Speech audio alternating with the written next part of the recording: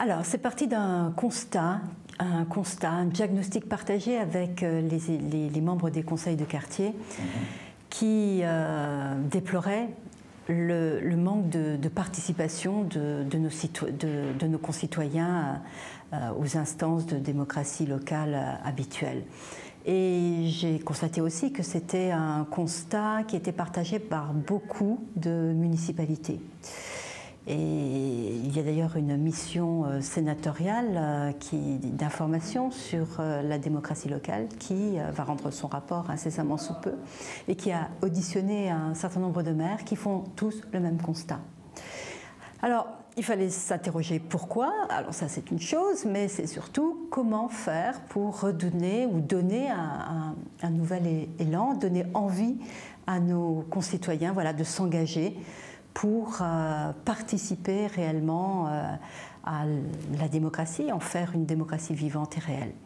Et donc, c'est l'idée de co-construire avec eux un pacte de la démocratie locale en mettant en œuvre un processus démocratique de co-construction. Donc, c'est un processus qui est parti il y a 15 jours et qui prendra le point d'orgue, ça va être le 14 octobre, l'organisation de ce sommet citoyen. Entre-temps, qu'est-ce qui va se passer?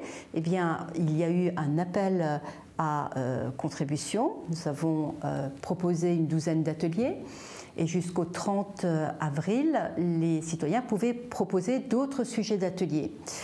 Le 10 mai, nous organisons une réunion publique qui va permettre d'arrêter les modalités de fonctionnement de ces ateliers. L'idée est de les faire co-animer par un agent de l'administration sur la base du volontariat, particulièrement impliqué sur le sujet de l'atelier, et par un citoyen.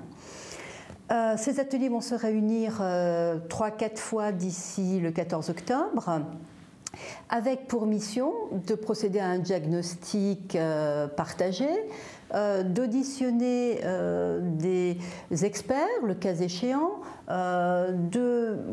ou de réaliser des retours d'expérience sur les différentes thématiques, et puis de réfléchir à ce qui pourrait être bien pour Strasbourg dans le cadre de l'atelier sur lequel ils se sont engagés.